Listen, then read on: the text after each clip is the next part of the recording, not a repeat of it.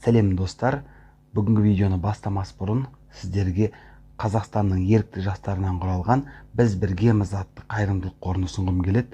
Біз біргеміз қайырымдылық қоры көпбалалы аналарға, мүмкіндігі шектеулі жандарға және де еңбек және соғыс ардагерлеріне көмектесумен айналысады. Біз біргеміз қайырымдылық қорының Instagram аккаунтын төмендегі видеоның описаниясына қалдырып кетем, ал Instagram аккаунтынан барша реквизиттерін және де фото және видео есептерін көре аласыздар.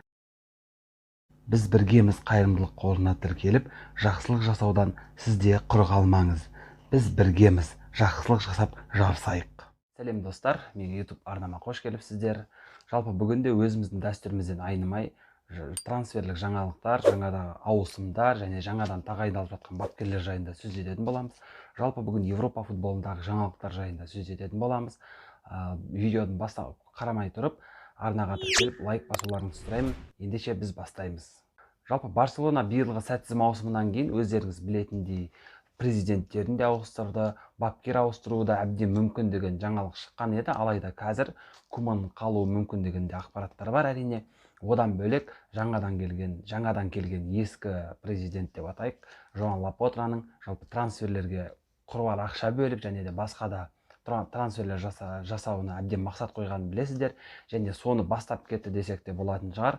Осы аптада өздеріңіз білетіндей аргентиналық шабуылшы Манчестер Ситидің аңыз ойыншысы Кун Агуэромен келісімге келді және осы аптада ресми түрде таныстырылуы өтті. Одан бөлек әрине тағы бір жаңағы Манчестер Ситидің ойыншысы Эрик Гарсияны өз қатарларына қосып алды және де өздерінің командасында жалда ойнап жатқан Бетистегі Эмерсонды да жаңа жалдан қайтарып алды. Сондықтан әзірге Барселонаның амбициясы болашақ маусымға деген жоғары десек болатын шығар. Және де Рональд Куманның қалайтынын есептейтін болсақ, бұл бір Рональд Куманға берілген мүмкіндік. Әзірге жаңағы осы маусымда кадр мәселесі қатты қинады ғой, енді мінекей кадр мәселесін де шешіп жатыр. Алда Мемфис Депаймен де келісімдер болады деген ақпарат бар. Әрине ол біраз уақыттан бері жүрген ақпарат, өткен жылғы маусымнан бастап, өткен жылғы жаздан бастап жүрген ақпарат десек болатын шығар. Ал енді Серхио Агуэроның жаңағы трансферіне не күтеміз? Әрине басты жұлдыз есебінде келіп отыр дәл қазір Серхио Агуэро осы трансферлердің қатарында. Алайда менімше Серхио Агуэро да жаңағы Антуан Гризман немесе Усман Дембеле, Филиппе Каутиньо сияқты сәтсіз трансфер болуы әбден мүмкін. Себебі Ситиде өткізген соңғы маусымда өздеріңіз білетіндей жарақаттарынан айыққан жоқ. Ал ойнаған кезде бір мардымды жаңағы шабуылшыға лайық ойын көрген жоқпын. Одан қалса Серхио Агуэро 33 жасқа келді. Ол да әрине өзінікін жаңағы 33 жас дегенде оңай жас емес. Және осы тұста айта кеткен жөн, өткен жылғы жазда жаңағы Луис Суаресті Атлетикоға сатқан кезде Барселона негізгі себебі Луис Суарестің жасы болатын. Сол уақытта Луис Суарес 33 жаста болатын. Жалпы Барселона қандай, бұл жерде әрине логикаға мән берудің қажеті жоқ деп ойлаймын. Серхио Агуэро мысалы кеше 33 жасқа толды, күні кеше. Және бұл жерде әрине түсініксіз, және бұл жерде әрине айтуға болатын жағдай Хосеп Бартомeu мен Жоан Лапотраның саясатында мүмкін солай да шығар. Алайда сондай жағдайдың өзінде менімше Серхио Агуэроның трансфері бұл сәтсіз трансфер болуы әбден мүмкін. Ал Барселонаның басты қарсыластары Испания Ла Лигасында да жалпы әлем футболындағы басты қарсыласы Мадридтік Реал тек қана ойыншыларын емес, бірден бапкер ауыстыруды жөн санады. Өздеріңіз білетіндей Зинедин Зидан өз еркімен орнынан кеткеннен кейін біраз кандидатуралар болған. Маурисио Почеттиноны жаңағы біреулер қоюды талап етті және біреулер жаңағы Антонио Контені әкелуді сұрады. Алайда Флорентино Перес екі бірдей нұсқаны да таңдамай, өзінің ескі танысы деп айтсақ болатын шығар, Мадридтік Реалдың жанкүйерлерінің де жақсы танысы, сүйіктісіне айналды десек болатын шығар. Және де осы Чемпиондар лигасындағы жорығын, сол бір 3 жыл қатарынан алған жорығын бастап берген бапкерлердің бірі Карло Анчелоттиді жаңағы өздері бас бапкер етіп тағайындап отыр. Және бұл тағайындалу жайында айта кететін болсам, менімше бұл тағайындалуда Серхио Агуэроның трансфері сияқты сәтсіз болатын сияқты. Себебі Карло Анчелоттидің соңғы Реалдан кейінгі жұмыс жасаған орындары, мысалы Баварияда, Наполи немесе Эвертонде де жаңағы мардымды бір керекті футбол көрсете алмады Карло Анчелотти. Одан бөлек Карло Анчелотти өте сондай бір жаңағы уақыт талап ететін бапкерлердің бірі.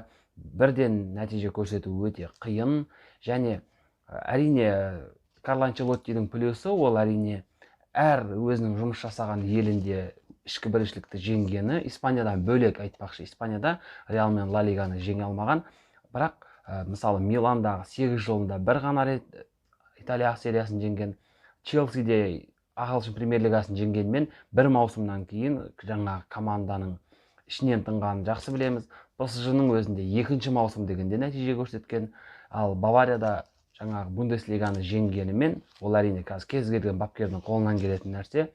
Жалпы Бавариядағы проблемалары өте көп болғанын білеміз.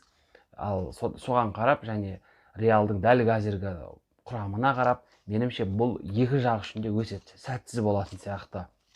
Одан бөлек, жалпы бұл тағайындалудан тағы бір жеңілген футболшы, ол әрине Хамес Родригес десек болатын шығар.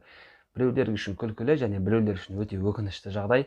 Хамес Родригес өткен жазда өздеріңіз білетіндей Папа Карлоның қол астында ойнау үшін тіпті Еуропаның біраз алпауыт клубтарынан бас тартып, сол ағылшын премьер лигасының ортанқол командасына барған болатын. Папа Карлоның соңынан Эвертонге.